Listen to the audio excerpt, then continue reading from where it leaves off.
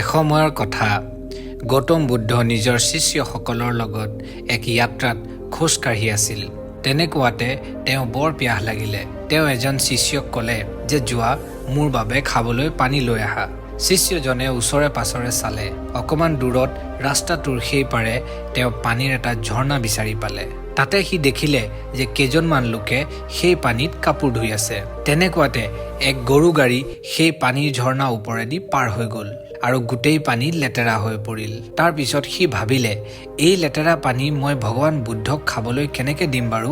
সেই বুলি ভাবি সি তেনেকেই খালী হাতেৰে ঘূৰি আহিলে আৰু বুদ্ধক গোটেই কথাটো ক'লে।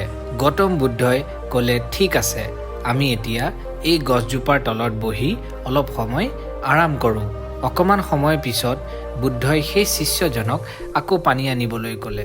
শিষ্যজনে আকৌ সেই পানীৰ ঝৰ্ণা ওচৰলৈ গ'ল আৰু দেখিলে যে সেই পানী একেবাৰে চফা হৈ পৰিল, খাব পৰা হৈ পৰিল। সি তাৰ পৰা ভগৱান বুদ্ধৰ কাৰণে পানী লৈ আহিলে। ভগৱান বুদ্ধই পানী খালে আৰু চবকে ক'লে যে যি ধৰণে পানীত বোকা মাটি মিহলি হৈ গৈছিল আৰু পানী অশুদ্ধ হৈ পৰিছিল, কিন্তু সেই পানী অলপ সময় বাবে এৰি দিয়াৰ কাৰণে গোটেই বোকা মাটি তললৈ গুচি গ'ল আৰু সেই অশুদ্ধ পানী শুদ্ধ হৈ পৰিল। সেই একেধৰণে আমাৰ মনটোৱেও তেনেকৈ কাম কৰে। যেতিয়া আমাৰ মনটো অশান্ত হৈ পৰে, আমি নিজকে অকণমান সময় দিব লাগে। আমাৰ মনটো অলপ সময় পিছত শান্ত হৈ পৰে। মনটো শান্ত নোহোৱালৈকে আমি কেতিয়াও কোনো নিৰ্ণয় ল'ব নালাগে।